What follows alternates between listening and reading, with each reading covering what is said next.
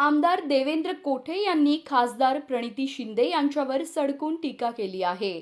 त्यांनी प्रणिती यांनी नसरापूर प्रकरणावरून राजकारण करू नये असं म्हटलं आहे। तसंच त्यांनी प्रणिती यांना सकल हिंदू समाजाची ॲलर्जी असल्याचं म्हटलं आहे। बघा आमदार देवेंद्र कोठे नेमकं काय म्हणाले। नसरापूर घटनेचा प्रथमतः आपण सगळ्यांनी निषेध केलेला आहे। स्वतः राज्याचे मुख्यमंत्री फडणवीस साहेबांनी याबाबत संवेदनशीलपणे भूमिका मांडलेली आहे।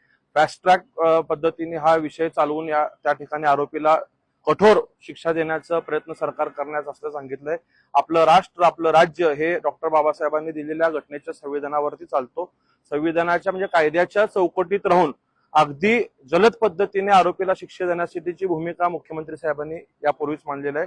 मला कुठेतरी प्रणिती शिंदे आदरणीय प्रणितीताईंची क्यू येते त्यांच्या बुद्धिमत्तेची। त्या आमदारच्या खासदार झाल्या, त्यांची राजकीय वाढ झाली, परंतु बुद्धीची वाढ कुठेतरी होताना दिसत नाहीये।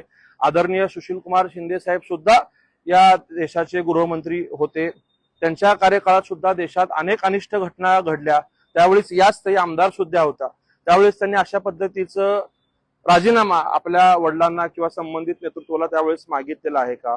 कुठंतरी वर्षातनं 4दा 3मै 6मै 9मै वार्षिक असं सोलापूरला यायचं आणि नेहमीच राजकीय वक्तव्य करायचं, उठसूट पात्रता नसताना मुख्यमंत्री देवेंद्र फडणवीस साहेबांवरती, आदरणीय पंतप्रधान नरेंद्र मोदी साहेबांवरती बोलून टीआरपी स्वतःकडे ओढून घेण्याचा ते सातत्याने प्रयत्न करत असतात।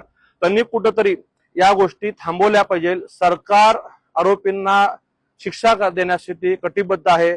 आपण सगळ्यांनी पाहिलेलं आहे की ज्या वेळेसपासून मोदीजींचं राज्य या देशात आलं, ज्या ज्या ठिकाणी अशा घटना घडल्या असतील क्रूरतेच्या, त्या ठिकाणी सरकारने कायद्याच्या चौकटीत राहून त्यातनं असलेल्या संधीतनं आरोपींना शिक्षा देण्याची जलद प्रतिक्रिया केलेली आहे। आणि स्वतः मुख्यमंत्री साहेब आश्वासक असताना कुठेतरी त्या भूमिका ठेवायचं आले की प्रत्येक वेळेस पत्रकारांचा बूम कुठेतरी त्यांना मला वाटतं जास्त प्रिय आहे आणि ते समोर घ्यायचं आणि अधिक काहीतरी टोकाचं बोलायचं।